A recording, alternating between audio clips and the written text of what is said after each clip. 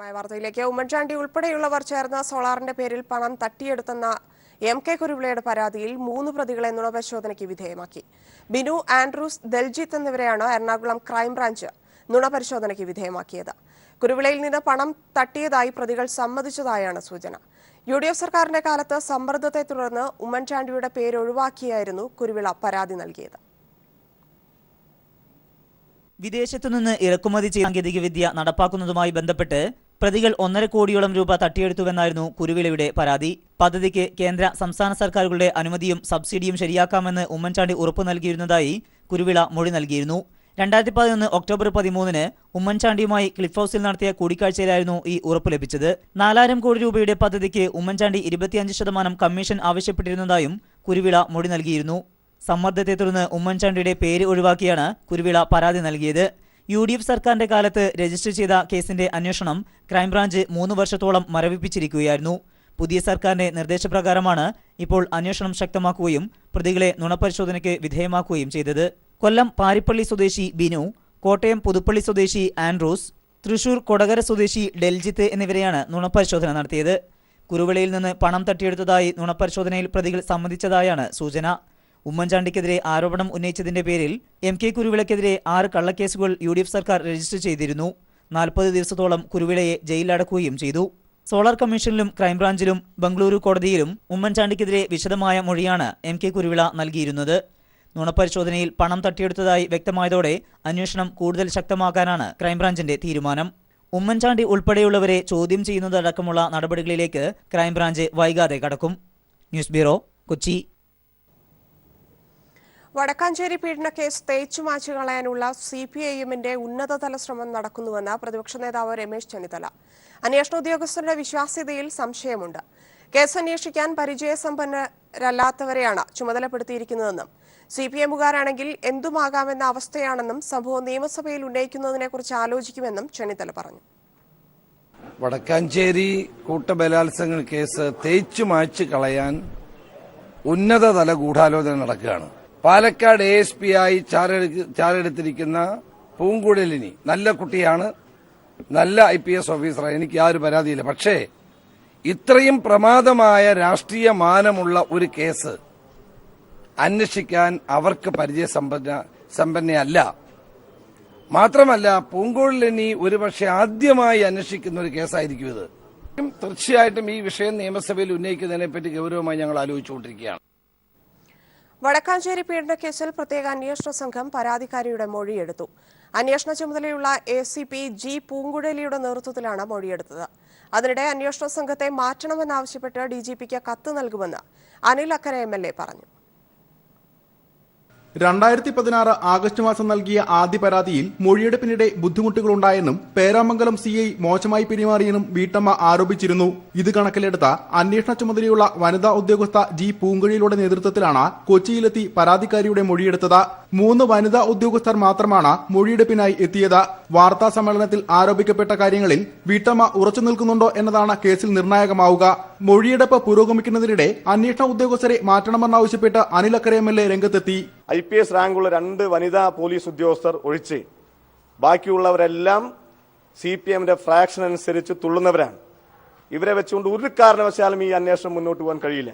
അതുകൊണ്ട് അടിയന്തരമായും DGPക്ക് കേസിൽ ആത്മാർത്ഥ്യമുണ്ടെങ്കിൽ ഈ 2 വനിതാ IPS ഉദ്യോഗസ്ഥന്മാരെ ഒഴിച്ചുള്ള ബാക്കിയുള്ള മുഴുവൻ ഉദ്യോഗസ്ഥരെയും മാറ്റണം. നാളെ നേരിൽ കണ്ട് DGPക്ക് പരാതി ഇതുമായി ബന്ധപ്പെട്ട് കൊടുക്കും. CPIM തൃശൂർ ജില്ലാ സെക്രട്ടറി K രാധാകൃഷ്ണൻ പരാതിക്കാരിയുടെ പേര് വെളിപ്പെടുത്തിയെന്ന ആരോപണത്തിൽ പ്രതികരിക്കാനില്ലെന്ന് നിയമസഭാ സ്പീക്കർ P ശ്രീരാമകൃഷ്ണൻ പറഞ്ഞു. അതിലൊക്കെ രാജ്യത്തൊരു നിയമമുണ്ട്. ആ നിയമത്തിന്റെ വഴിക്ക് പോകും. അത് സ്വാഭാവികമായിട്ടും എന്താണോ സംഭവിക്കേണ്ടത് സംഭവിക്കും. നിയമസഭയുടെ അധ്യക്ഷൻ ഇത്തരം കാര്യങ്ങളിലൊന്നും കമന്റ് ചെയ്യേണ്ട കാര്യമില്ല.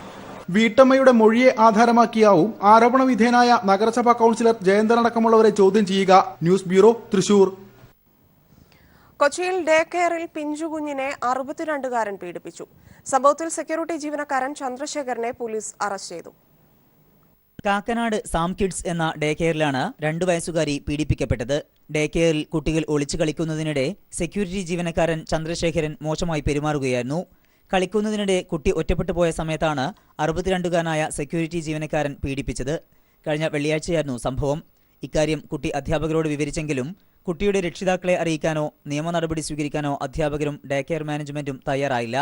ചന്ദ്രശേഖരനെ താൽക്കാലികമായി പുറത്താക്കി സംഭവം മറച്ചുവെക്കാൻ ശ്രമിച്ചു. എന്നാൽ സെക്യൂരിറ്റി ജീവനക്കാരൻ ഉപദ്രവിച്ചതായി കുട്ടി രക്ഷിതാക്കളോട് വിശദീകരിച്ചു.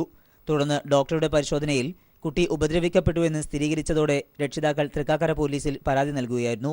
തുടർന്നുള്ള അന്വേഷണത്തിലാണ് തൃപ്പൂണിത്തുറ സ്വദേശിയായ ചന്ദ്രശേഖരൻ കാക്കനാട് പോലീസിന്റെ പിടിയിലായത്. സെക്യൂരിറ്റി ജീവനക്കാരനെ കുട്ടി തിരിച്ചറിഞ്ഞതോടെ അറസ്റ്റ് ചെയ്യുകയായിരുന്നു. മജിസ്ട്രേറ്റിന് മുന്നിൽ ഹാജരാക്കിയ പ്രതിയെ റിമാൻഡ് ചെയ്തു. News bureau, Kochi. ആലപ്പുഴ കുത്തിയത്തോട് SIക്കെതിരെ RSS ആക്രമണം. RSS കാര്യവാഹ് അഡ്വക്കേറ്റ് രാജേഷിന്റെ നേതൃത്വത്തിലുള്ള സംഘമാണ് ആക്രമിച്ചത്. പരിക്കേറ്റ SIയെയും 2 പോലീസുകാരെയും തുറവൂർ ഗവൺമെന്റ് ആശുപത്രിയിൽ പ്രവേശിപ്പിച്ചു. പോലീസ് സംഘം എത്തിയ ജീപ്പിന് നേരെയാണ് അക്രമികൾ ആക്രമണം നടത്തിയത്. സംഭവവുമായി ബന്ധപ്പെട്ട് രാജേഷ് അടക്കം കണ്ടാലറിയാവുന്ന 10 പേർക്കെതിരെ പോലീസ് കേസെടുത്തു. നിരവധി ക്രിമിനൽ കേസിലെ പ്രതി ശരൺകുമാർ എന്ന BJP പ്രവർത്തകനെ അറസ്റ്റ് ചെയ്തതിൽ പ്രതിഷേധിച്ചാണ് പോലീസിനു നേരെ RSS പ്രവർത്തകർ ആക്രമണം നടത്തിയത്. കേരളപ്പിറവിയുടെ വജ്ര ജൂബിലി ആഘോഷങ്ങൾക്ക് ഗവർണറെ ക്ഷണിക്കാത്തതിൽ ഖേദം പ്രകടിപ്പിച്ച് സ്പീക്കർ P. ശ്രീരാമകൃഷ്ണൻ. ക്ഷണിക്കാത്തതിൽ ബുദ്ധിമുട്ടുണ്ടായെങ്കിൽ ഖേദം പ്രകടിപ്പിക്കുന്നതായി ഗവർണർക്ക് അയച്ച കത്തിൽ സ്പീക്കർ പറയുന്നു. ക്ഷണിക്കാത്തതിൽ ഗവർണർക്ക് അതൃപ്തിയുണ്ടായതായി മാധ്യമങ്ങളിലൂടെയാണ് അറിഞ്ഞത്. 1 വർഷം നീളുന്ന ആഘോഷമായാണ് കേരളപ്പിറവിയുടെ 60ാം വാർഷികത്തോടനുബന്ധിച്ച് നടക്കുന്നത്. ഇതിൽ വജ്ര ജൂബിലി ആഘോഷത്തിൽ മുഖ്യമന്ത്രി തന്നെയാണ് ഉദ്ഘാടകനായി തീരുമാനിച്ചിരുന്നത്. മറ്റൊരു പരിപാടിയിലാണ് ഗവർണറെ ക്ഷണിക്കാനിരുന്നത്. എന്നാൽ ഗവർണർ സ്ഥലത്തുണ്ടോ എന്ന് തിരക്കിയതാണ് ആശയക്കുഴപ്പമുണ്ടാക്കിയതെന്നും സ്പീക്കർ കത്തിൽ വിശദീകരിച്ചു. CPIM സംസ്ഥാന സെക്രട്ടേറിയറ്റ് യോഗം ആരംഭിച്ചു. സംസ്ഥാനത്തെ നിലവിലെ രാഷ്ട്രീയ സാഹചര്യവും സർക്കാരിന്റെ പ്രവർത്തനവും യോഗം വിലയിരുത്തും.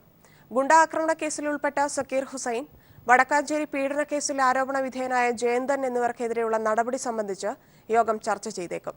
ഇരുവർക്കെതിരെയും നേരത്തെ പാർട്ടി നടപടിയെടുത്തിരുന്നു. AKG സെന്ററിലാണ് സെക്രട്ടേറിയറ്റ് യോഗം.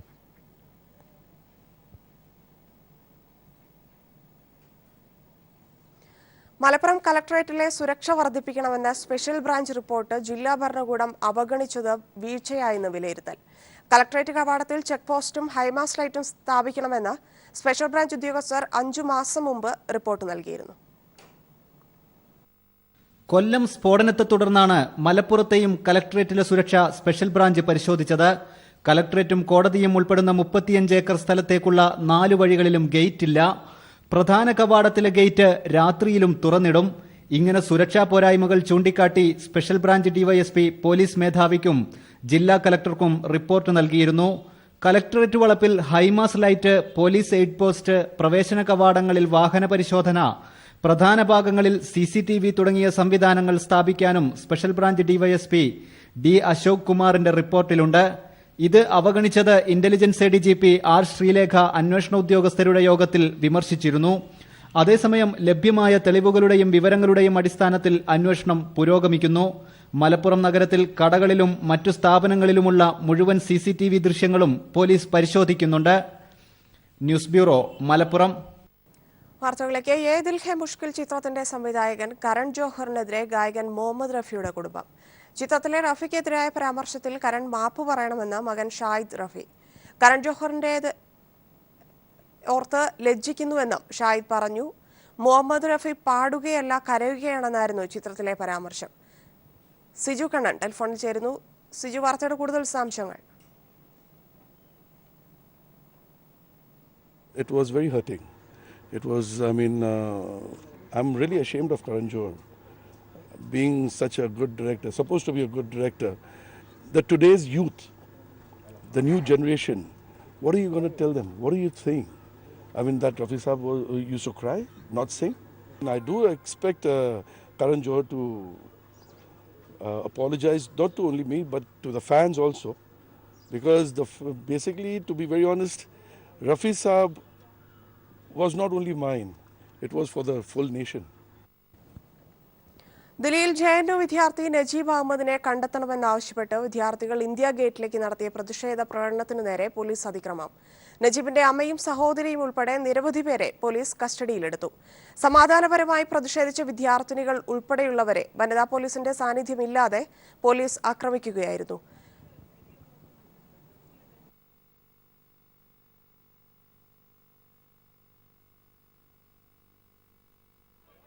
പരിസരത്ത് നിരോധനാജ്ഞ പ്രഖ്യാപിച്ചിരുന്നു. ദില്ലിയിൽ വായു മലിനീകരണ തോത് അനിയന്ത്രിതമായതോടെ മലിനീകരണം കുറയ്ക്കുന്നതിനുള്ള നടപടി സർക്കാർ ആരംഭിച്ചു. രാജ്യതലസ്ഥാനത്ത് ഡീസൽ ജനറേറ്ററുകൾ പൂർണ്ണമായും നിരോധിച്ചു. ആളുകൾ വീടിന് പുറത്തിറങ്ങരുതെന്ന ആരോഗ്യ മന്ത്രാലയത്തിന്റെ നിർദ്ദേശത്തിന്മേൽ സ്കൂളുകൾ 3 ദിവസത്തേക്ക് കൂടി അടച്ചിടാൻ സർക്കാർ ഉത്തരവിട്ടു. സാഹചര്യം ചർച്ച ചെയ്യാൻ കേന്ദ്ര സർക്കാർ നാളെ ഉന്നതതല യോഗം വിളിച്ചു. ഇക്കഴിഞ്ഞ 17 വർഷത്തിനിടയിൽ ഏറ്റവും കൂടിയ വായു മലിനീകരണമാണ് രാജ്യതലസ്ഥാന നഗരിയിൽ ഉണ്ടായിരിക്കുന്നത്. ദീപാവലി പിറ്റേന്ന് മുതൽ ശക്തമായ മലിനീകരണം ഇപ്പോൾ അനിയന്ത്രിതമായി. ദില്ലിയുടെ അന്തരീക്ഷത്തിൽ 1800 ക്യൂബിക് മൈക്രോഗ്രാം മാലിന്യങ്ങളാണ് തങ്ങി നിൽക്കുന്നത്. സാധാരണ തോതിനേക്കാൾ 16 മടങ്ങ് മാലിന്യം വർദ്ധിച്ചു. അയൽ സംസ്ഥാനങ്ങളായ ഹരിയാനയിലെയും പഞ്ചാബിലെയും കൃഷിയിടങ്ങളിൽ ടൺ കണക്കിന് മാലിന്യം കത്തിക്കുകയാണ്. ഇതുമൂലം ഡൽഹിയിൽ പുകയും നിറഞ്ഞു. വായുവിന്റെ ഗുണമേന്മ 2.5-ലും താഴെയാണ്. കാറ്റും തീരെ കുറവായതിനാലാണ് ഇത്രയധികം മലിനീകരണ തോത് വർദ്ധിച്ചിരിക്കുന്നതെന്ന് കാലാവസ്ഥാ നിരീക്ഷണ കേന്ദ്രവും വ്യക്തമാക്കി. ഈ സാഹചര്യത്തിൽ ദില്ലിയിൽ ഡീസൽ ജനറേറ്ററുകൾ പൂർണ്ണമായി നിരോധിക്കാൻ ദില്ലി സർക്കാർ തീരുമാനിച്ചു. പുറത്തിറങ്ങുന്ന ആളുകളുടെ കണ്ണുകൾ എരിയുകയും ശ്വാസതടസ്സം അനുഭവപ്പെടുകയും ചെയ്യുന്നുണ്ട്. അതിനാൽ പ്രായമായവരും കുട്ടികളും ഹൃദയ സംബന്ധ രോഗമുള്ളവരും വീടിന് പുറത്തിറങ്ങുന്നത് ഒഴിവാക്കണമെന്ന് ദില്ലി ആരോഗ്യ മന്ത്രാലയം ആവശ്യപ്പെട്ടിരുന്നു.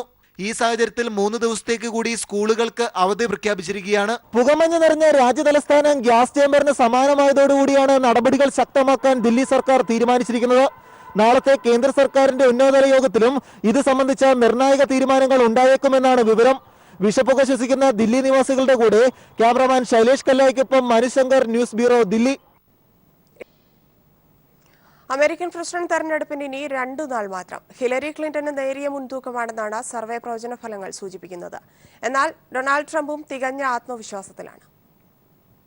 2 നാൾക്കകം അമേരിക്ക ഇനി ആരു ഭരിക്കുമെന്നറിയാം. ഇഞ്ചോടിഞ്ച് പോരാട്ടമാണ് ഇത്തവണ. പ്രചാരണത്തിന്റെ അവസാന ഘട്ടം വരെ ട്രംപ് പിന്നിലായിരുന്നെങ്കിലും ഹിലരിക്കെതിരെ ഇമെയിൽ വിവാദത്തിൽ FBI പുനരന്വേഷണം പ്രഖ്യാപിച്ചതോടെ ഇരുവരും ഒപ്പത്തിനൊപ്പമാണ്. ഇരു സ്ഥാനാർത്ഥികൾക്കും വിജയം എളുപ്പമല്ലെന്ന ഒബാമയുടെ വാക്കുകൾ തന്നെ ഇതിന് തെളിവാണ്. ഹിലരി ക്ലിന്റന് നേരിയ മുൻതൂക്കമുണ്ടെന്നാണ് ഇതുവരെ പുറത്തുവന്ന സർവേ ഫലങ്ങൾ സൂചിപ്പിക്കുന്നത്. എന്തായാലും കൂടുതൽ വോട്ടർമാരുടെ പിന്തുണ ഉറപ്പാക്കാൻ അവസാനവട്ട ശ്രമങ്ങളുമായി ഹിലരിയുടെയും ഡൊണാൾഡ് ട്രംപിന്റെയും പ്രചാരകർ രംഗത്തിറങ്ങിക്കഴിഞ്ഞു. 3.7 കോടി വോട്ടർമാർ മുൻകൂർ വോട്ട് രേഖപ്പെടുത്തി കഴിഞ്ഞു. ചൊവ്വാഴ്ച 20 കോടി വോട്ടർമാർ ട്രംപിന്റെയും ഹിലരിയുടെയും വിധി നിർണ്ണയിക്കും. ഏറ്റവും പുതിയ അഭിപ്രായ സർവേയിൽ ഹിലരി ട്രംപിനേക്കാൾ 2 പോയിന്റ് മുന്നിലാണ്. എന്നാൽ ഇലക്ട്രൽ കോളേജിൽ ഹിലരിയുടെ വോട്ട് 270 താഴെ ആയിരിക്കുമെന്ന് CNN പ്രവചിക്കുന്നു. 538 അംഗ ഇലക്ട്രൽ കോളേജിൽ 270 വോട്ട് നേടിയവർക്ക് പ്രസിഡന്റ് ആവാം. ജനഹിതം എതിരായാൽ പോലും ഇലക്ട്രൽ കോളേജിന്റെ തെരഞ്ഞെടുപ്പാണ് അന്തിമവിധി. ട്രംപിന് 204 വോട്ട് ലഭിക്കുമെന്നാണ് പ്രവചനം. അതേസമയം തെരഞ്ഞെടുപ്പ് ദിനത്തിൽ അൽ-ഖ്വയ്ദ ഭീകരാക്രമണത്തിന് പദ്ധതിയിട്ടതായ സന്ദേശത്തെ തുടർന്ന് പോലീസ് കനത്ത ജാഗ്രതയിലാണ്. ന്യൂയോർക്ക്, ടെക്സസ്, വെർജീനിയ എന്നീ സംസ്ഥാനങ്ങളിലാണ് ഭീകരരുടെ ഉന്നമെന്നാണ് റിപ്പോർട്ട്. News desk. ടി സിദ്ദിഖിനെതിരെ കോഴിക്കോട് പോസ്റ്ററുകൾ. വസ്തുതർക്കത്തിൽ പരിഹാരമുണ്ടാക്കുന്നത് മധ്യസ്ഥരുടെ പേരിൽ ഭൂമി രജിസ്റ്റർ ചെയ്താണോ എന്നും മധ്യസ്ഥന്മാരിൽ ഒരാളുടെ പെങ്ങളുടെ മകന്റെ പേരിൽ ഭൂമി മാറ്റി രജിസ്റ്റർ ചെയ്തതും തർക്കപരിഹാരത്തിന്റെ ഭാഗമായാണോ എന്നും പോസ്റ്ററിൽ.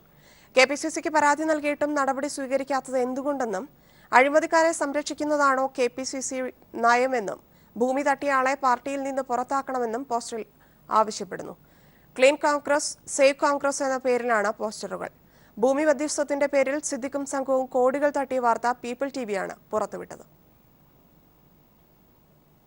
ഉത്തരേന്ത്യയിൽ അയോധ്യയിലൂടെ നേടിയത് ദക്ഷിണേന്ത്യയിൽ ഹൈദരാബാദിലെ ചാർമിനാറിലൂടെ നേടാനുള്ള തീവ്ര ശ്രമത്തിലാണ് സംഘപരിവാർ.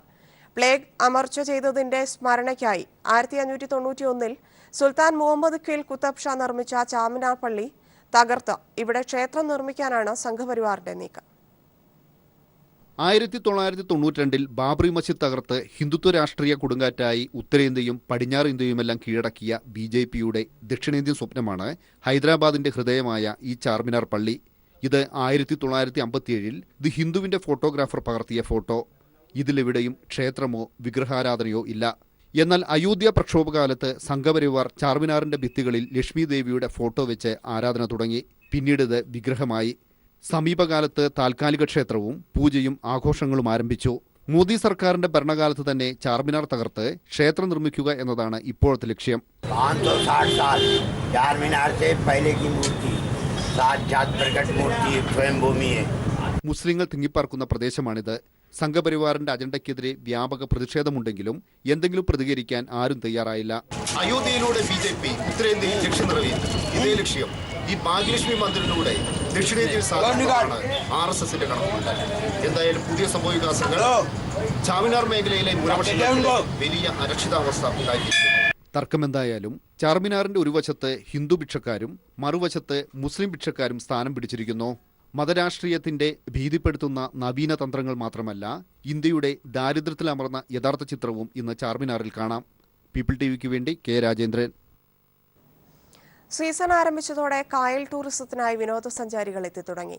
മുൻവർഷങ്ങളെ അപേക്ഷിച്ച് വിദേശീയർ അടക്കമുള്ള വിനോദസഞ്ചാരികൾ ഇത്തവണ കുട്ടനാട്ടിലെത്തുമെന്നാണ് ടൂറിസം വകുപ്പിന്റെ വിലയിരുത്തൽ. വിനോദസഞ്ചാരികളെ വരവേൽക്കാൻ ആകർഷകമായ വിഭവങ്ങളും ഒരുക്കി ഹോട്ടലുകളും ഒരുങ്ങിക്കഴിഞ്ഞു. ക്രിസ്തുമസ് പുതുവത്സര ആഘോഷങ്ങൾക്കായി ആലപ്പുഴ കായൽ ടൂറിസവും ഒരുങ്ങിക്കഴിഞ്ഞു. ആഘോഷങ്ങളുടെ ഭാഗമായി റിസോർട്ടുകളിലും ഹോട്ടലുകളിലും ക്രിസ്തുമസ് കേക്കുകളുടെ നിർമ്മാണം ആരംഭിച്ചു. 800ഉം 1000ഉം കിലോ തൂക്കമുള്ള കേക്കുകളാണ് വിനോദസഞ്ചാരികൾക്കായി ഒരുങ്ങുന്നത്. കായൽ ടൂറിസത്തിന്റെ അനുഭൂതി നുകരാൻ ഓരോ വർഷവും കുട്ടനാട്ടിലെത്തുന്ന വിനോദസഞ്ചാരികളുടെ എണ്ണം പെരുകി വരികയാണ്. ഹൗസ് ബോട്ട് യാത്രയും കുട്ടനാടൻ ഭക്ഷണവുമാണ് ഇവിടെ എത്തുന്ന വിനോദസഞ്ചാരികളെ ഏറെ ആകർഷിക്കുന്നത്. എന്നാൽ കുട്ടനാട്ടിൽ ഇപ്പോൾ കാണപ്പെട്ട പക്ഷിപ്പനി നേരിയ തോതിലെങ്കിലും ടൂറിസത്തെ ബാധിച്ചിരുന്നുവെങ്കിലും ഇപ്പോൾ എല്ലാം പൂർവ്വസ്ഥിതിയിലായെന്നാണ് ഹോട്ടൽ ഉടമകൾ പറയുന്നത്. ഈ അടുത്ത ദിവസങ്ങളിൽ ഇപ്പം സീസൺ തുടങ്ങിയിരിക്കുകയാണ് ടൂറിസത്തിൻ്റെ. വളരെ വലിയ കുഴപ്പമില്ലാത്ത രീതിയിൽ ടൂറിസ്റ്റുകൾ വരുന്നുണ്ട്. വളരെ നല്ല ഒരു ഫ്ലോ കാണുന്നു. ഡിസംബർ ആദ്യവാരം മുതൽ ഫെബ്രുവരി അവസാനം വരെ വളരെയധികം തിരക്കാണ് ആലപ്പുഴ ടൂറിസം മേഖലയിൽ കാണാൻ സാധിക്കുന്നത്. 1000-ലധികം ഹൗസ് ബോട്ടുകളും ചെറുതോണികളുമടക്കം എല്ലാവിധ സംവിധാനങ്ങളും ഒരുക്കി വിനോദസഞ്ചാരികൾക്കായി കാത്തിരിക്കുകയാണ് ആലപ്പുഴ കായൽ tourism. Shajahan, news bureau, Alappuzha. വാർത്തകളിലേക്ക്. കേരള സ്റ്റേറ്റ് കർഷക തൊഴിലാളി യൂണിയൻ സംസ്ഥാന സമ്മേളനത്തിന് ഈ മാസം 8-ന് മൂവാറ്റുപുഴയിൽ തുടക്കമാകും. 9-ന് നടക്കുന്ന പ്രതിനിധി സമ്മേളനം അഖിലേന്ത്യാ ജനറൽ സെക്രട്ടറി A. വിജയരാഘവൻ ഉദ്ഘാടനം ചെയ്യും. 11-ന് വൈകിട്ട് 500,000 പേർ അണിനിരക്കുന്ന റാലിക്ക് ശേഷം നടക്കുന്ന പൊതുസമ്മേളനം മുഖ്യമന്ത്രി പിണറായി വിജയൻ ഉദ്ഘാടനം ചെയ്യും. KSKTU 21-ാം സംസ്ഥാന സമ്മേളനത്തിനാണ് മൂവാറ്റുപുഴ വേദിയാവുന്നത്. 23 ലക്ഷം അംഗങ്ങളെ പ്രതിനിധീകരിച്ച് 571 പ്രതിനിധികളാണ് 4 ദിവസത്തെ സമ്മേളനത്തിൽ പങ്കെടുക്കുക.